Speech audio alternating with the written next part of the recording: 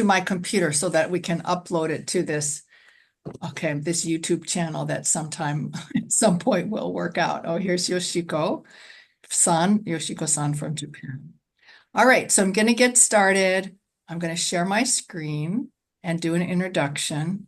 But let me just say how excited I am to see everyone, all of our wonderful ACAP members from all over the globe coming together. We have many continents represented today. And I don't know, Brian, is New Zealand a continent? Can we call it a continent? Anyway, we have lots of wonderful people represented today and people still coming in as well.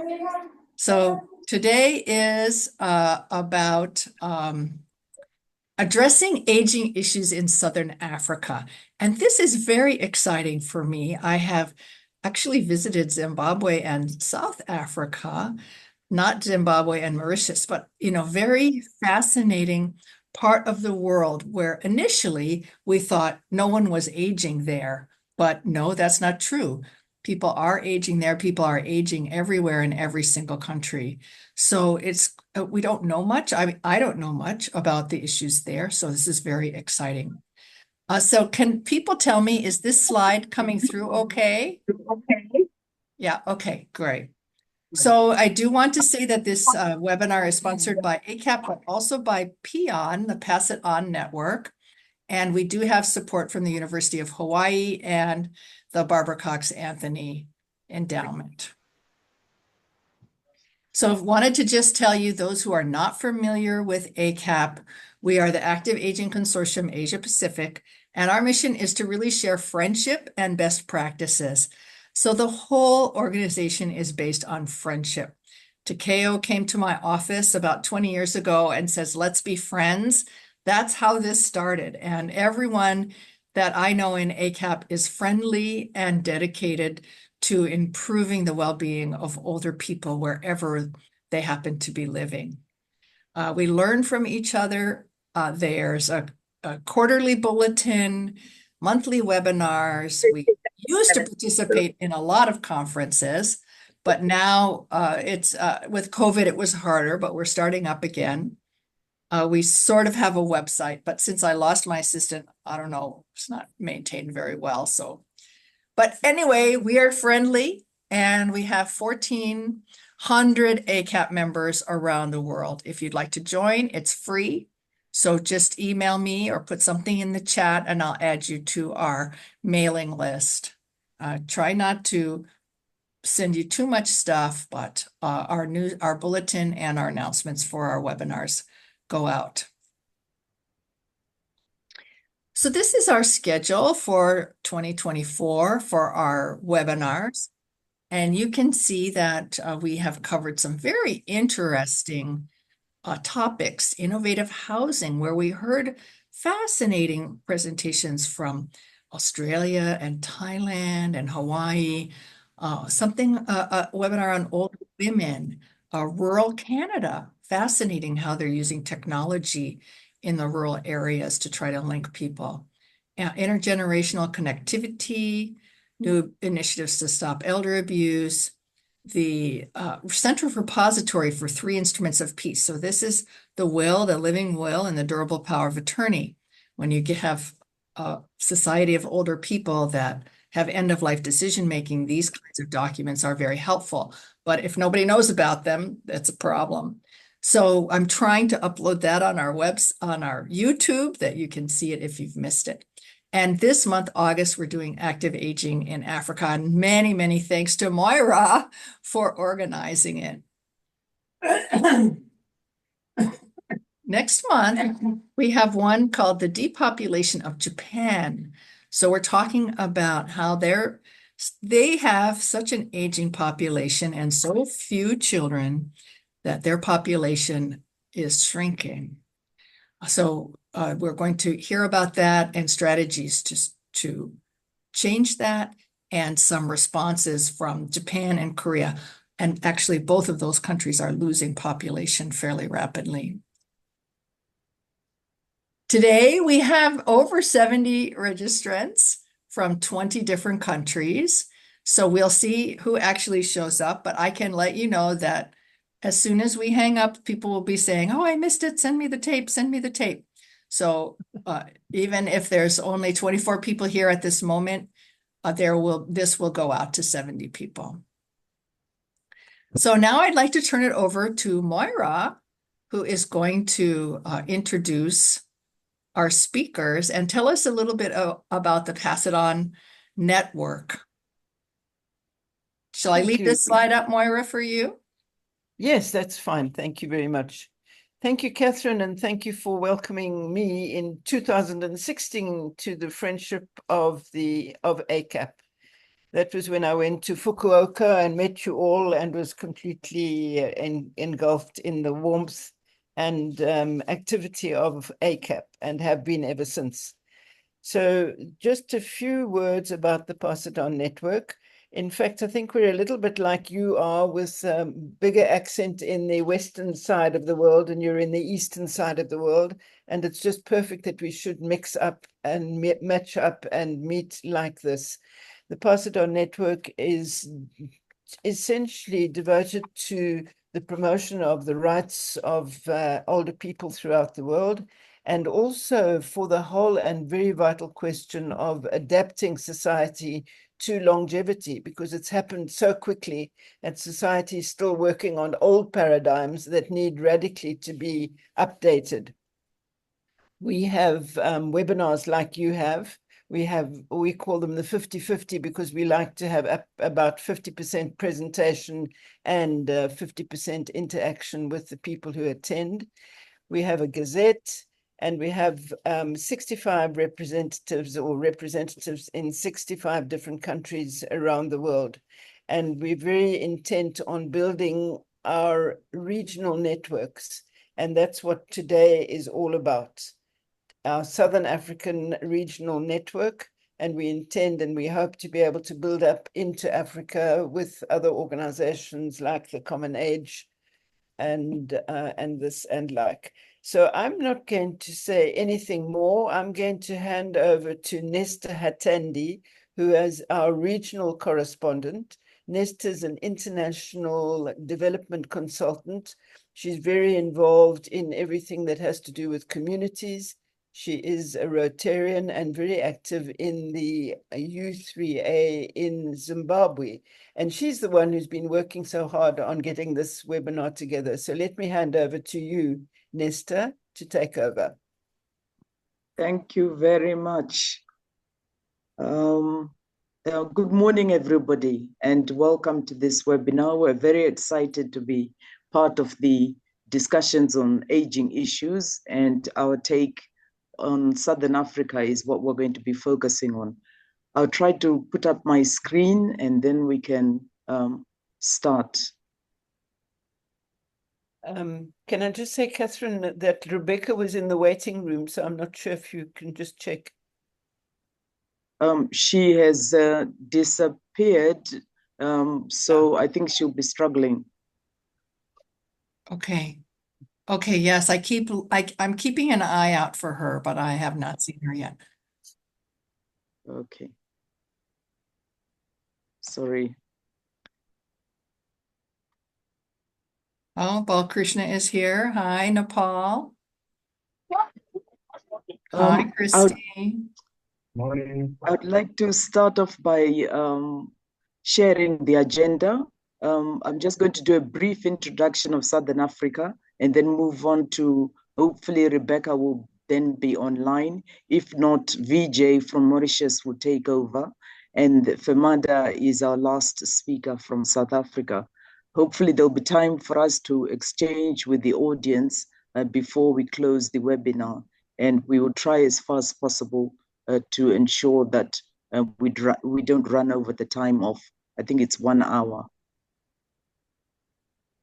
This map, which courtesy of Moira, thank you for sharing, is basically in order to help our colleagues from other parts of the world get a better understanding and feel of the size of Africa. And as you can see, it is a massive continent, and we are going to be focusing on work in Southern Africa. So as part of that discussion, it's important for you to realize that the continent is vast. The issues are also very different and diverse. And as far as possible, we'll try to see where the commonalities are in relation to other parts of the world. You'll see, for example, on the right, the smaller maps are really putting into context the size of the countries like China, Japan, and Europe in relation to Africa. This particular spreadsheet basically is really trying to give an idea of the total population and those aged 60 and older by world region. And Africa, if you notice, our population as compared to other parts of the world when it comes to older people is comparatively lower than others because we are still a youthful continent.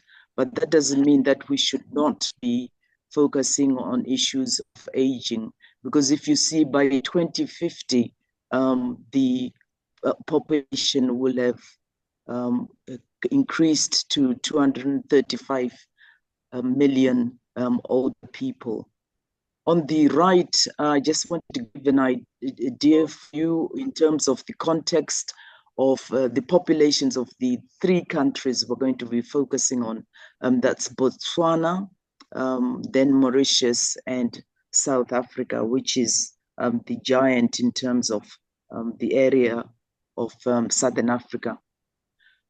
This is just to help you in terms of the Southern African Economic Community, which is one of the divisions of Africa when it comes to the African Union.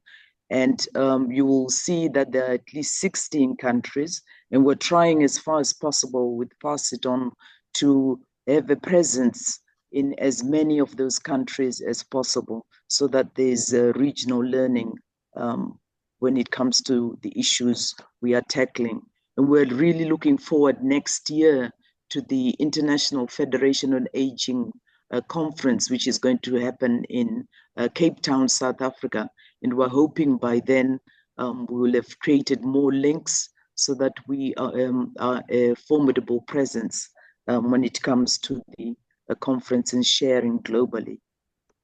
SADC, which is the Southern African Development Community, has got its own objectives in relation to older persons. And as Pass It On, we are conscious of the fact that we should try as far as possible to echo the policies of our governments so that there's a mutual support when it comes to improving the lives of older people. So one of the goals, one of the objectives is expanding the regional social policy framework. And this is with emphasis on the development and welfare of our senior citizens. The second objective is the social protection strategy, which is critical, especially since the majority of our people do not have pensions or income if they are not, especially if they're not in the formal sector of employment. And then the last objective, which is also similar to what we are focusing on in Pass It On network, is strengthening the needs to address strengthening the measures to address the needs of older people, especially as I think globally we have a continual discussion about older people feeling that they're being marginalized and sometimes regarded as being invisible. So we're trying as far as possible to emphasize the recognition of their contribution as older persons in our communities. And so that's my brief presentation, and I will suggest that we change the order of presentations and move on to VJ, who is hopefully ready to take over. Thank you very much. Thank you very much, Nesta. Rebecca is here, but she may be on her phone. So VJ, after VJ, Rebecca, I can share your slides if that's what you wish. Okay, thanks. Yeah. So I think, Nesta, if you can stop Give sharing, me Okay. full screen. there you go. And then VJ, you should be able to share now. Is it fine? Can you see me? Not quite yet. No, we can't see it yet.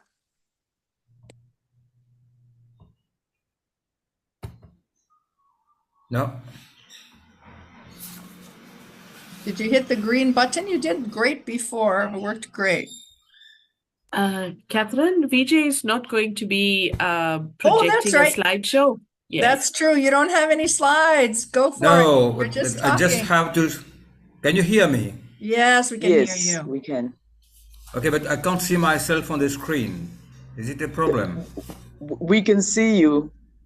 You can see me. Thank you very much. Yes, we can. So thank you, Nesta. Thank you, Catherine. Thank you, Moira.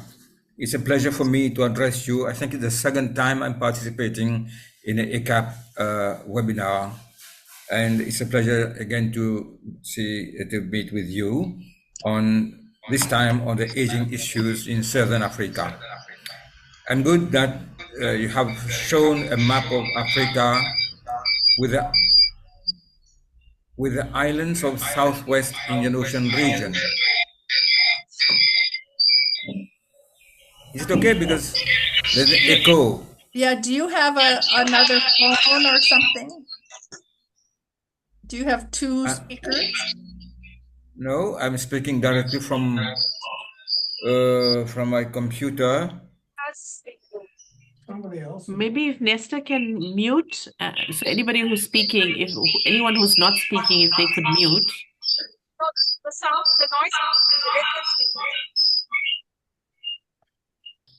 So the echo is not from me. I don't know. I think it is from you.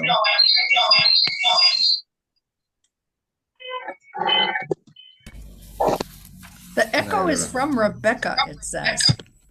Thank you for, okay, Rebecca. Let's try to put Rebecca on mute. I think pretty much oh, here's another person. Okay. Rebecca, you're going on mute. Okay, try now. Yeah, okay. I think it's better. I'll resume where I have stopped.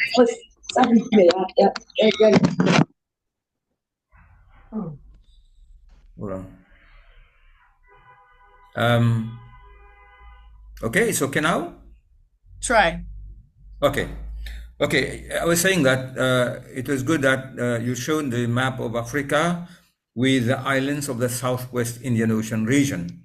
Why I'm saying this? Because very often we, not we amongst us, but many people forget that Mauritius is an African island in the Southwest Indian Ocean region. We are an island of descendants of migrants from Europe, Africa, and Asia. We're a multi-ethnic, multi-community people with 1.67 thousand out of 1.3 million people. When I say 1.67 thousand, it's mean all the people from the age of 60 and above.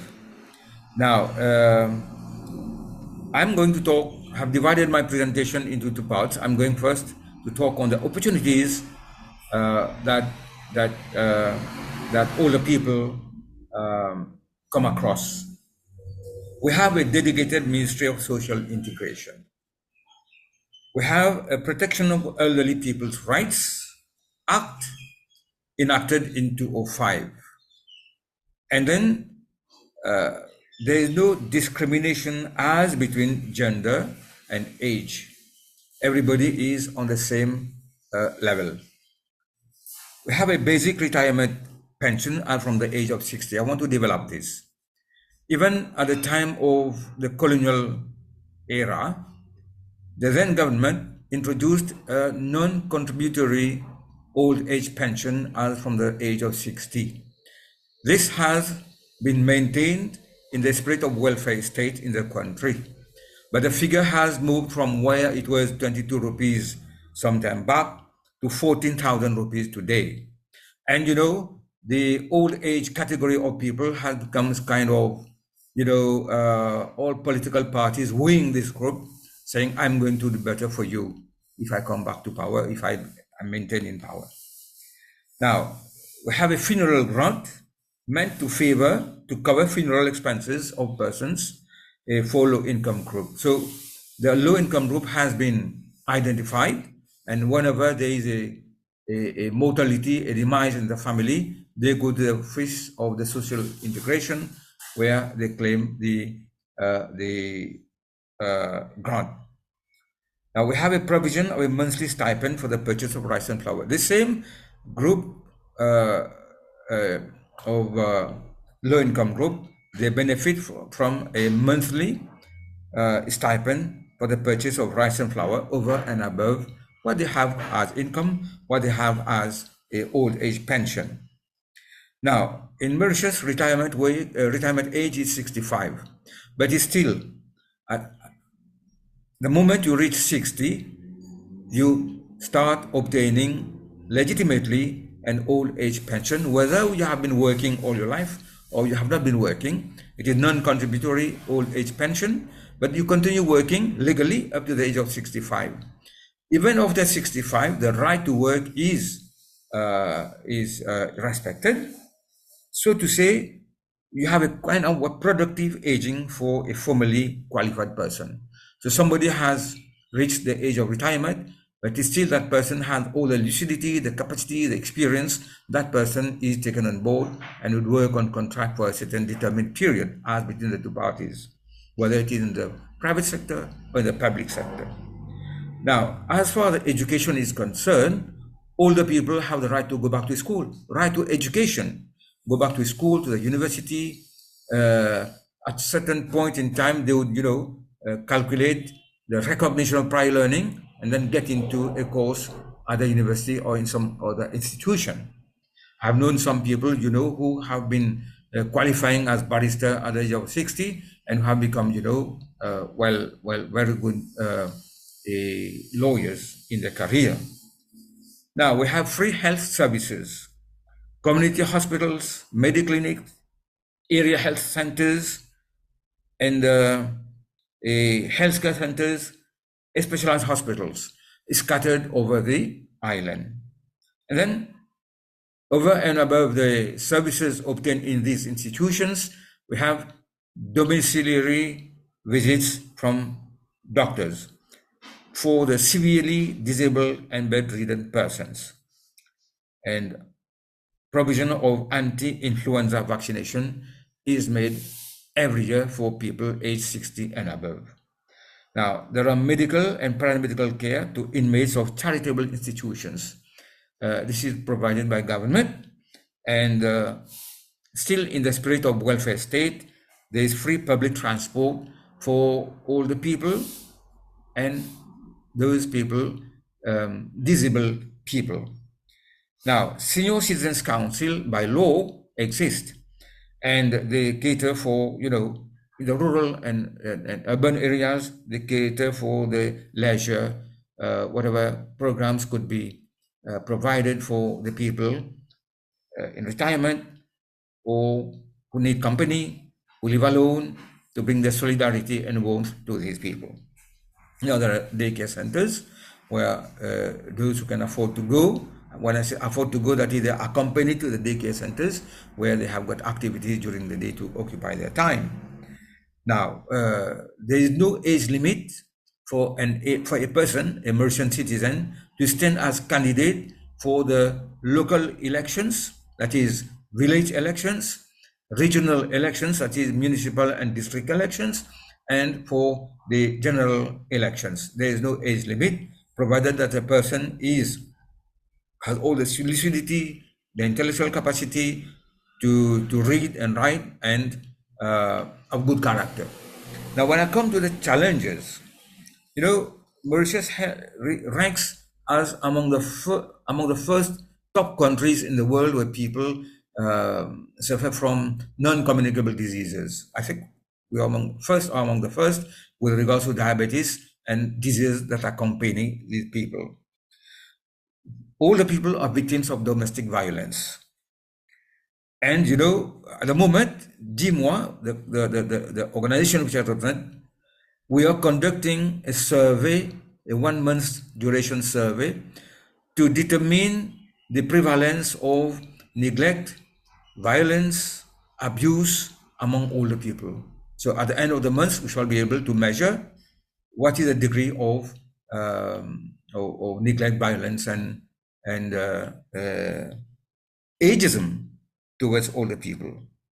Now, because older people have a lower level of access to technology, there's a challenge, there's a gap, which is not easy to fill, and which is so that it arises meaningful, that is, we question ourselves of the meaningful and engagement of older people in sharing decision making if they do not understand, have access to technology. Now, I've talked to you about ageism, neglect, and abuse from members. Now, I'm going to refer to those perpetrated by members of the family, because almost every day, we have got an elderly watch program for this year. Almost every day, we hear of cases of older people being victims, beaten by people, by the members of their own family, because they want to buy drugs. It's a very worrying problem in the country at the moment. Now, we don't have this in all, to the extent that we need. Geriatricians, trained nurses in geriatric, nursing, carers, physiotherapists, social workers, and occupational therapists. We have them, but we still need to have more in order to give the required services to the older people in our country. Now, older people are increasingly living alone. Their children have gone abroad for better opportunities.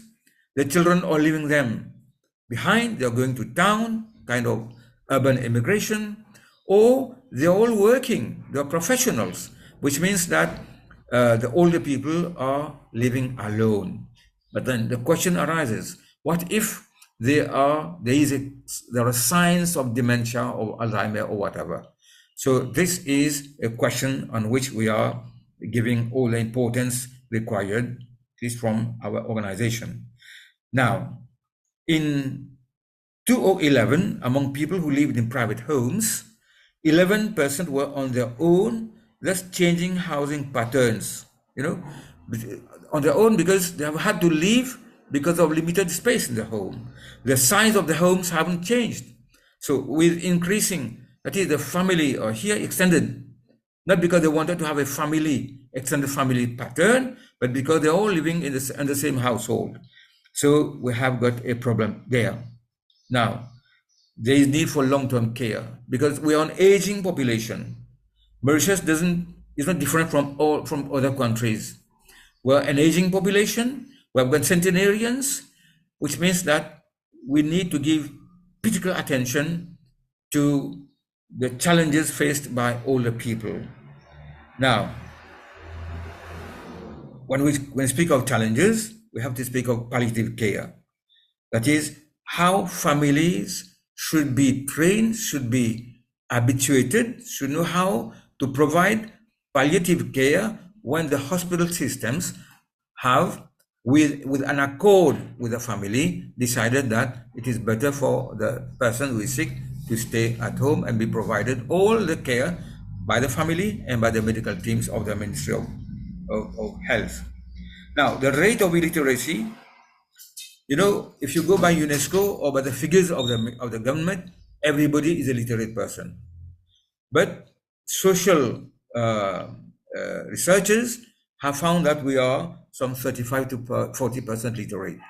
Why would the government say that we are all almost 90% literate? Because we speak several languages. But the question is, are we all functional literate because English is a dominant language and French is the second official language, while the majority of the population speak Creole. So this is the question. Now, demand for admission in care institutions is outweighing bed capacity. I've just referred to that, but because people are living alone, there's a demand for space in care institutions. Government is planning, yes, 52% increase in public funded residential bed capacity. But this is, because of being aware that we may have more cases of dementia and disability. In 2011, I'm giving you the latest 2011 because they haven't changed or they have increased. 98.7% of older people live in private households, and private households, that is in their homes, and 1.3 resided in institutions like infirmaries and retirement homes. A grant is provided by government, yes, but the WHO has provided figures, and we too in Mauritius, we suspect. We have also got information as to, neglect or violence or whatever perpetrated against older persons in homes. Now, I think we think there should be guidelines to be provided for safe driving by older people to ensure their independence. This is not a luxury, this is a necessity. People are living longer, many have got the capacity, they have got the means, and they have to enjoy their independence, their autonomy. Therefore, thinking is being given for them to have a safe driving, the possibility, train them, guiding them to have a safe driving autonomy, because they need to enjoy their old age. Now, there are challenges again, like access to buildings, access to justice, access to, buildings in terms of the stairs. We need ramps. There are buildings where there are no ramps, but then the people have to be assisted. But the new buildings that are being constructed have ramps, and then in order to give what we call user-friendly facilities to older people. Now, lastly, I have to mention that access to justice is costly, because when people are old and they don't have the means, you have got that category of people who find justice is costly. But then we have got a few pro bono services, one of which is from DMOA. We offer legal assistance or legal advice freely or free of charge. I think, Catherine, Nesta, I have covered the opportunities offered to older people in the country and the challenges that they face in Mauritius. I'll be ready to answer questions if ever there are questions. It will be a pleasure for me. Thank you very much for your attention. Now I'll make my best to show myself on the screen so that the communication will be better for me, because I don't see you. I don't know what to see, the vagary of technology.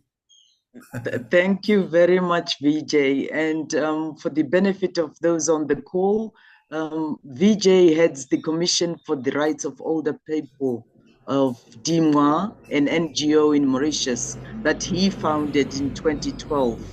His mission is to develop culture of human rights on the islands in the Southwest Indian Ocean region. He works with HelpAge International and also the Global Alliance for the Rights of Older Persons. And he's also a writer or a journalist and contributes regularly on older persons' rights for a local daily newspaper, Le Défi. Thank you very much, Vijay. Thank you. There is a question in the chat, but we'll entertain all the questions once the presentations have been completed. Okay. Thank you. Rebecca, I don't know whether you're ready. Yes, Nesta, I'm ready. Thank you very much. I'm going to ask you to project the PowerPoint this slide because I'm using the phone. Yeah, thank you so much. Okay, I think it's probably best if Catherine does that. Can you see it? Can you see it? Yes, yes, Okay. Catherine, I can. Thank Okay, you. wonderful. Just let me know when I should advance the screen. Yes, I'll give you some clue. Yeah, let me start by greeting all of you and saying thank you for coming to our small presentation. Let me first start by saying Botswana has a small population, as it was shown, of 2.6 million. 6% of these being older adults, 60 years and over. In terms of a policy for older adults, Botswana has just drafted one. So we are hoping a number of the problems that older adults are facing are going to be addressed by this new policy, including the one that I'm going to be talking about, which may seem trivial, but it's very, very important, that of older adults without toilets at home and having to use the bush. I just want to start by also saying that being a Motswana who travels a lot, I've actually gone to the poorest villages like Kukutu and the big cities like Orapa and Gaborone. And I know what it looks like not to have a toilet. And hence, I have actually developed this strong connection with the needs of the older adults without toilets. Also to say that the families of these older adults are seeing the situation every day, and even the communities are seeing this situation every day. But however, they are unable to assist. And my presentation is just saying, why can't a different eye, which can bring a lens of age with right, dignity, come in and assist these people? I believe the starting point is to realize that having no toilets by older adults is a challenge that calls for many things, including just an act of compassion.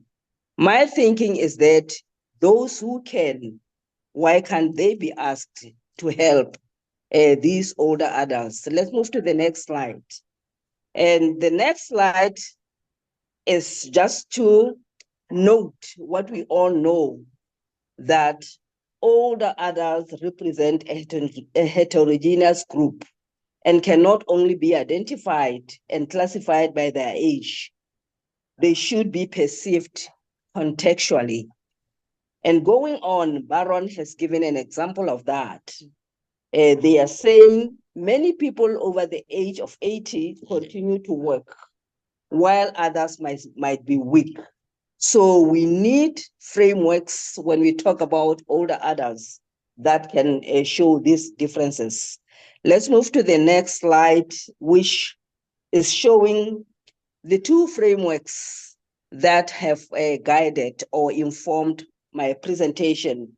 The first one being the Gregory, which emphasizes the need to promote and maintain personal independence of older adults while being aware of and being sensitive towards gerontological issues that we are going to be, for example, I'm going to be talking about as we go on.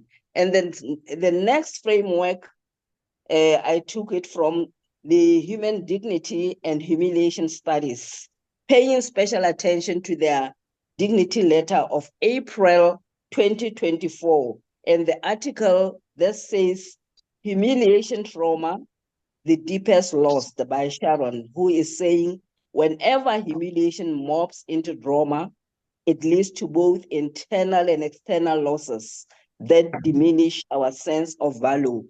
And I've picked up this because I believe older adults who do not have toilets and have to use a bush in one way or the other, they face some humiliation. Let me go to the next slide. And the next slide is actually giving you a picture of older adults in Botswana. The population that I'm going to be addressing now, and is saying like I said earlier, it comprises of 6%, and 15% of them, they have access to a toilet via flush to piped sewage system. 4% a toilet to a septic tank. Almost 32% of them, they use the pit latrine. 28 use the open pit, and almost 1 in 5 of them have no toilet facility and use a bush or a field. This is the group I'm interested in. You will realize that the study that I'm actually using as my foundation was just done this year. So the situation is as the result indicates. Now, let us look at the next slide, which is actually giving us a glimpse of their real life situation of these older adults in Botswana. It's saying older persons 60 constitute over 1/3 of all people living with a disability. Visual impairment and mobility problem are the key disability experienced by older adults in Botswana. Approximately 1/3 of them are visually impaired, and 1 in 5 have leg impairment, while 14.2 have a hearing impairment. Approximately 1 in every 20 older adults is unable to carry out at least one activity or daily activity, such as just bathing himself or herself, walking, dressing without assistance. So you will realize why I'm concerned about those who do not have a toilet and have to walk to the field. The next slide is actually gives the general view of other problems that can be faced by older adults. And I don't want to talk about those because those are the general ones. Let us just imagine older adults suffering from all these illnesses, and they have to use the bush. I really don't want us to go deeper and perhaps think about, yes, some of them can use diapers. Diapers, apart from being very expensive, those older adults who know they can take themselves to the toilet, but are unable because they don't have the toilet, they don't even want to use the diapers. So my thinking is perhaps they can be helped to use the diapers. Now let's look at the next one, which is an image. I just came across this image and I thought it captured most of what I want to say about older adults, but I'll just pick one or two because of time. On the part of older adults, they are humiliated, being accompanied to the bush and washed, relieving themselves. Some older adults may be abused, harassed, and being scared when it's time to ask to be assisted to go to the bush, especially in situations where some of them are treated as a burden. Younger people too, or other helpers, may be angry or unhappy or uncomfortable to be pushed by circumstances to accompany older adults to the bush on such a mission.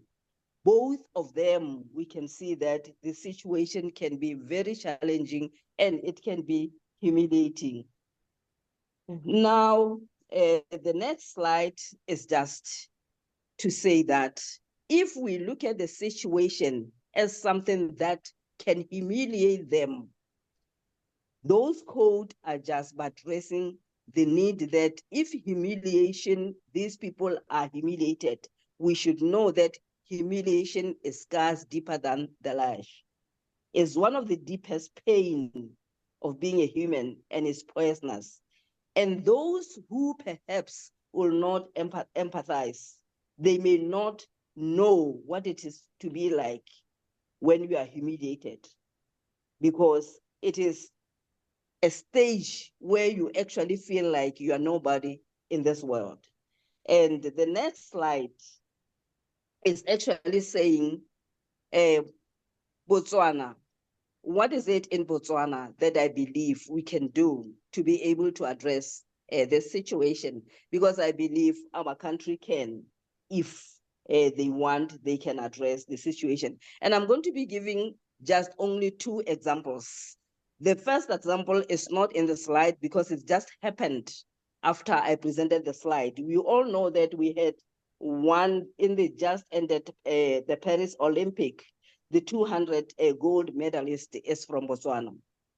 And just for appreciating that, the little boy got 2 houses, a little over $1 million pula, and including even a small diamond.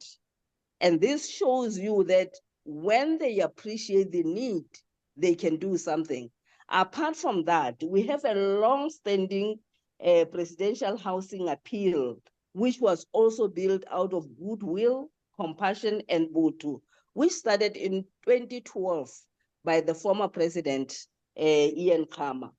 In 2016, it was reported that more than 7 houses have already been built and given to the less privileged. And these are big houses with almost everything in them. And they continue to be built. And even this year, more people were still reporting building houses for the less privileged. And I believe if we make a call for a decent and compatible toilet for older adults, it has the high likelihood to attract compassion from people. I think with this, I want to stop this far because of the time. I can't go on, and thanks for listening. Thank you, Chairperson, and thank you everyone for listening. Thank you.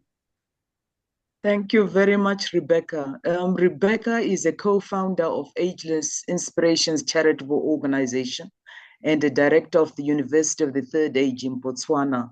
And she's focusing her life work on creating age-friendly services for older people, 55 years and over. She has a number of publications focusing on marginalized groups like people with disabilities and older persons. Thank you very much, Rebecca. We move on to our third presentation, which is from Femada. And Femada is a CEO of a Durban-based non-profit organization called the Association for the Aged. She's dedicated to enhancing the dignity, growth, and meaningful lives of older people. She's got a strong background in social work and management, and she leads an organization in creating supportive and empowering environment for older people.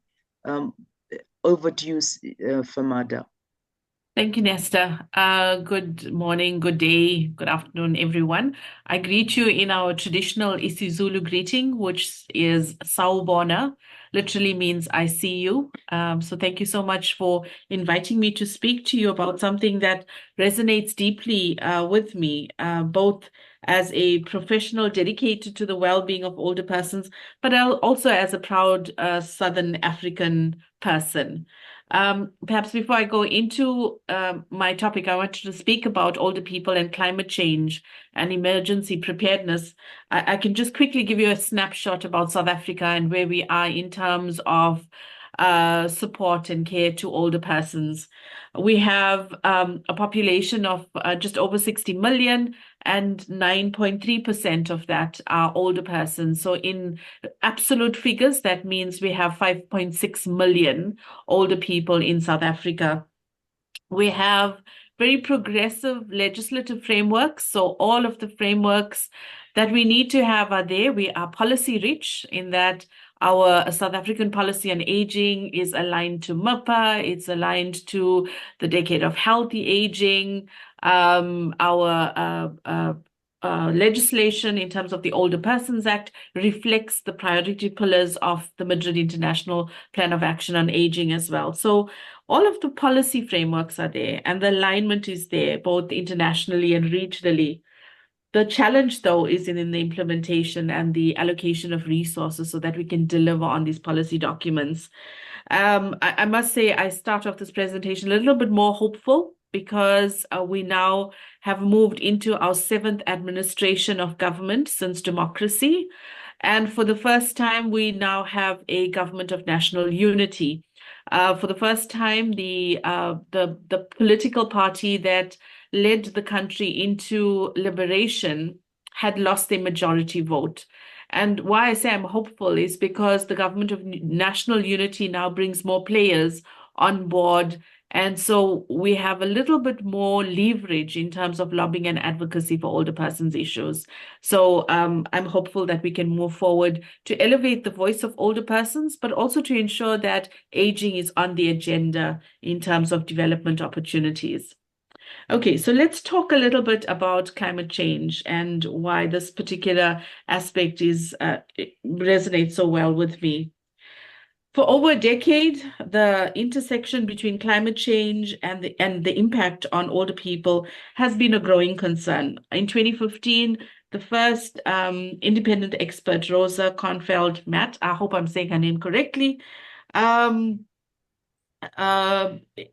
had indicated climate change as one of the greatest challenges of our generation, noting its effects on the livelihoods of many. Climate change does not only affect does not affect all people equally. Certain groups, particularly older persons, are disproportionately impacted due to factors such as age, mobility, dependence, and physical and emotional conditions. Socioeconomic factors such as poverty, political instability, as well as geographic location further exacerbates the risks to older persons. And when we consider the humanitarian responses have been very slow to adapt to the specific needs of older persons, leaving them excluded and isolated, it becomes clear that more must be done to mitigate risks and to improve our responses. The need so we need to have a perspective that takes into consideration age and aging.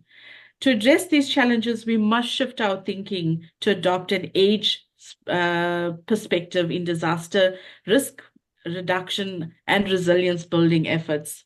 Climate change results in extreme weather conditions and disasters that are increasing in both frequency and intensity. The evidence is stark. So let me just quickly give you a snapshot of what's happening around the world in terms of these disasters. Sorry, just trying to make my slide move to the next one. Okay, so this is from EM data, and this is just a snapshot in terms of the disasters that happened in 2023. You'll see over the last year, there were 399 reported disasters that resulted in 86,000 deaths. And of these 399 disasters, 60 were in Africa. To give you an idea of what this 399 disasters look like, it's quite fascinating to see that it's not just your immediate ones or the high frequency ones. It has to do with your slow disasters as well. For example, if we think about the issues around drought and extreme weather conditions such as heat waves, that is having a huge impact on older people and the ability to live a life of dignity. This particular picture is one of our older people that we support in the community. When we had the floods in Durban in South Africa, you see her home was completely flooded. She lives alone. We had to get neighbors to come in and help. But the sense of helplessness is what we find when we have these natural disasters that's impacting on communities and especially older persons as well. It does require us to think differently about how we respond. So let's maybe hone in a little bit in terms of the disasters that we have found in Africa. The heat wave in South Africa in January 2023 resulted in eight deaths. And you'll see from this picture the huge temperature spikes in terms of the western part of the country. In February and March in 2023, Cyclone Freddy just wreaked havoc in Mozambique, Malawi, and Zimbabwe. In March, the drought in Kenya severely impacted food security and disease control. And as much as Kenya is not part of the southern region, I've put that in because the impact of this drought on the neighboring countries were quite profound as well. So let's just look at what does these disasters in 2023 means in comparison to the average over a 20-year period. So the average from 2003 to 2022 was about 369 global disasters. But the figure that really caught my attention was the human impact. So when we look at the average over the last 20 years, the human impact was 3.9% of the deaths in Africa were caused by disaster. But in 2023, 24.6% of the deaths in Africa were caused by disasters. So if we want to look at a case for spotlighting these issues, certainly these figures talk to it. Okay, so I just want to move on to the next slide. Okay, so what are some of the impacts that we found in South Africa in particular? And maybe let me go to the next slide because this information is included in there, but it's a nice infographic. I hope you can see this. So when we looked at the impact of climate change, and particularly in terms of older persons, the three main ones that's impacting in South Africa at the moment is the heat waves, the droughts, and the heavy rainfall. And from a heat wave perspective, we're talking about, people not being able to work outdoors because it's becoming extremely difficult and dangerous. And when we have a society that is saying that older people must continue to live in the community, especially in rural areas where there are issues around subsistence farming, the expectation that we have that older people will be working in the fields is unrealistic when we have these kinds of temperatures. We also find that the land is now less suitable for crops and livestock. The economy is impacted as well. From a drought perspective, in South Africa, the low rainfall in 2015 to 2017 was 3 to 6 times more likely. And then I don't want to go through all of this because I'm just mindful of time. But in terms of the heavy rainfall, I think we certainly found that in Durban, where I am from, we're finding that these heavy rainfalls are more frequent. The heavy rainfall in April 22 impacted a large sector of the community, and we found huge infrastructure issues as well. So what's been happening? What's the framework within which we sort of look at these climate disasters and what can be done? I think there's a lot of international and regional frameworks that talks to the issue around climate change. And there's an increasing recognition of the relationship between climate change, disaster risk reduction, and human rights of older persons. International frameworks such as the United Nations Human Rights Council have called for a comprehensive, integrated, gender-responsive, and age-inclusive approaches to climate change. So some of the key instruments that will have a play in terms of this kind of conversation is the Madrid International Plan of Action on Aging. And this directly addresses the needs of older persons in emergency situations, emphasizing equal access to food, shelter, and medical care, while recognizing their contribution to community rebuilding. And I've put that in specifically because very often we see older people as consumers of service. We see older people as taking from society. But I think in the context of disaster response, older people can have a critical role in terms of community rebuilding post a disaster, as we had seen in Japan. The formation of the Ibashu group was quite instrumental in terms of, community rebuilding as well. The United Nations Office for Disaster Reduction's Charter 14 for older people includes minimum standards for older people in disaster risk reduction. In addition, the Sendai framework for risk reduction and the period we're looking at is 2015 to 2030, acknowledges the roles of older persons in designing disaster reduction policies and bringing it home to South Africa, to Africa. The African Union Protocol on the Rights of Older Persons provides for the rights of older people in conflict and disaster situations.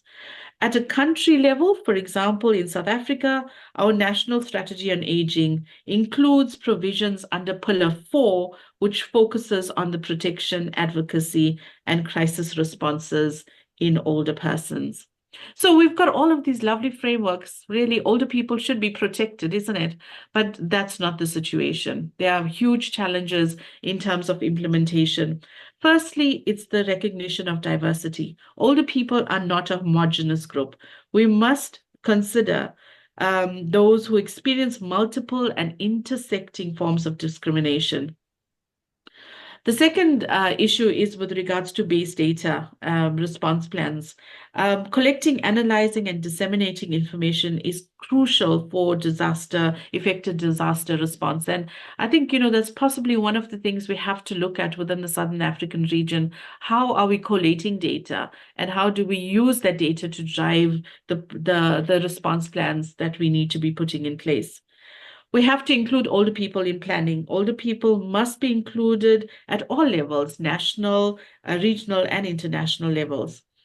Another challenge is the issues around isolation, and country responses should reflect actions that mitigate the risk of isolation during disasters. The next one I put on there was around social protection systems. So when I was thinking about some of the disasters we've had in South Africa, while there are some kind of social protection systems post-disaster, it does not make it easy for older people to actually access these social protection systems. Effective communication becomes absolutely essential during disasters, and that's something that is challenging in our particular situation. And then the issue around evacuation plans, both at institutional and community level, those are some of the things that we need to be thinking about as well. So I'm just going on to the next slide. Okay, so some of the recommendations coming from the Southern African region, I think firstly is to strengthen the legal framework. So while we have all of these policy frameworks, I'm so glad to see that our AU protocol is now finally signed off, because it becomes a legally binding document. I think while we have these policy frameworks in which we can hold governments accountable to deliver on these policy frameworks. And therefore, GAROP's call for a UN Convention on the Rights of Older Persons also becomes quite relevant. The next is to develop age-responsive disaster plans, and I've spoken about that, so I don't want to go too much into that. The next recommendation is around prioritizing older people.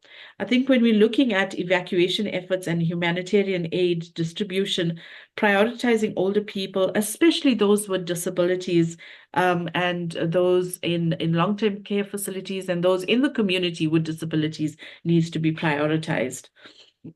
We need to look at things such as building community resilience.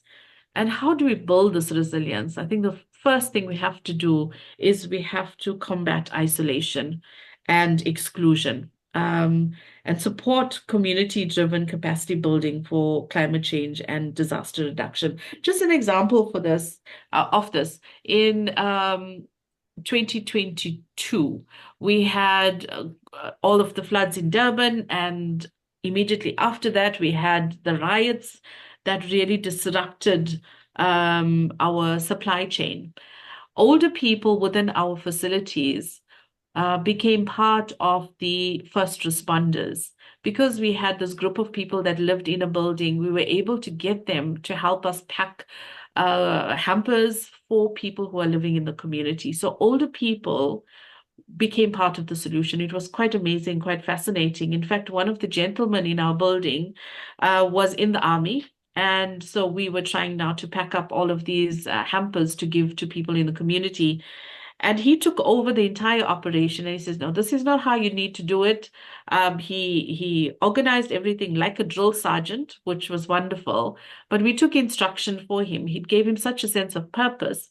But it also ensured that what we were able to put out was timeless, was relevant, and at the end of the day, appreciated by all people. So I think we have to move away from this idea that older people just need to be protected. Nesta, I know I'm almost out of time, so I'm going to quickly run through. I think let me not go through all of the other slides, other points here. I think maybe just to conclude, to say that when we're thinking about older people, it's imperative that we view older persons not just as vulnerable individuals, but as valuable contributors to society whose wisdom and experience can guide us in building a more resilient future. By adopting an age perspective in our climate change and disaster preparedness efforts, we can ensure that no one is left behind. And that's certainly been the experience I found working in my little space in Durban with older people. Thank you very much. Thank you so much, Famada. And thank you, everybody else, the previous presenters. I don't think we've got time for too many questions, but there is one in the chat, which is directed to VJ. There's a question, is the pension universal or income tested? Can a person live adequately on this? Yeah, the pension is universal, which means that there's a contradiction inside the system itself, because whether you are from a low income group or you are from a wealthy family, the pension is granted to any Mauritian citizen age 60. Secondly, yes, it is, first of all, it is in the spirit philosophy of the British system of a welfare state. So this has been granted.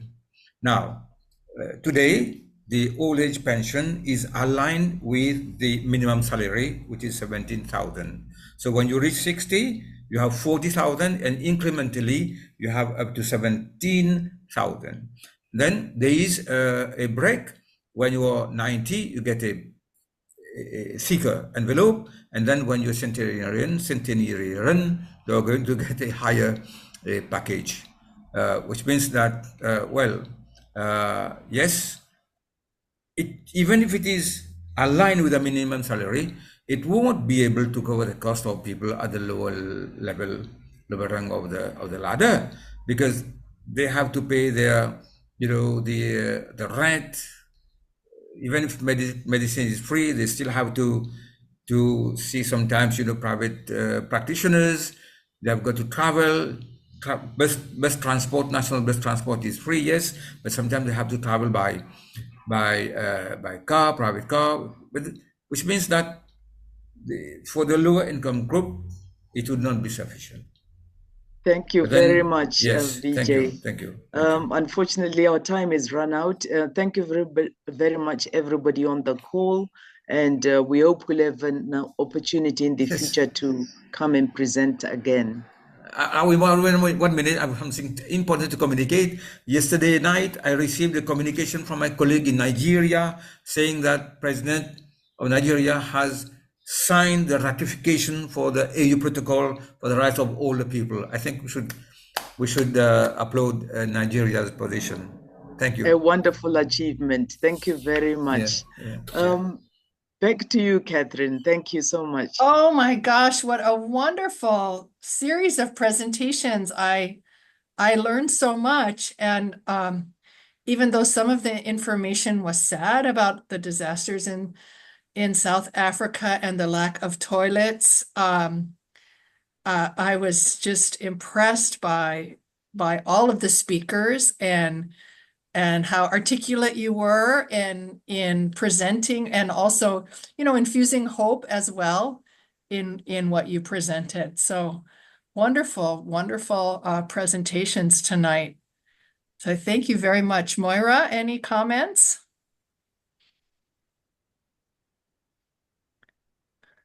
Trying to unmute myself. No, it was really a fantastic session, and I personally learned an awful lot about my region.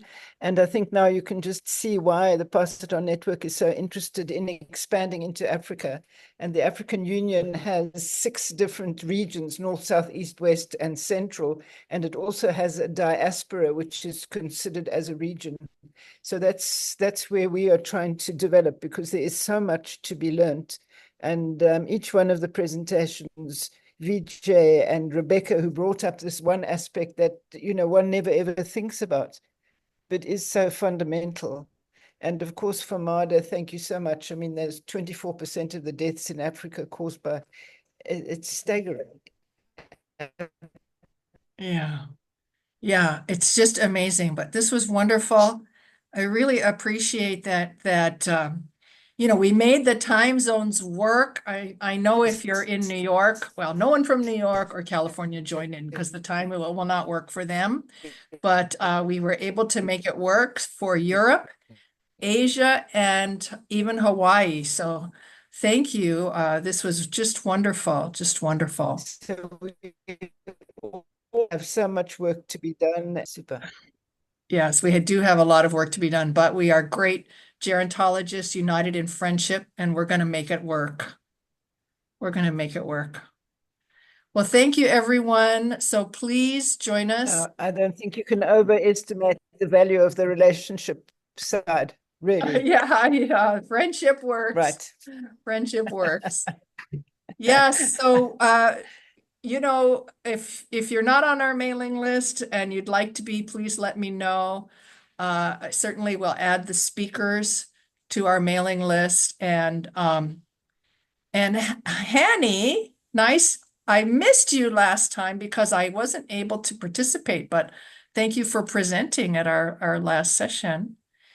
And we'll see you next month, and the month after, and the month after, and the month after. So thank you, everyone. Thank you, everyone. Okay. Bye. Thank you, everyone. Catherine, everyone. Thank you. Bye-bye. Thank you. Well, they were certainly disciplined.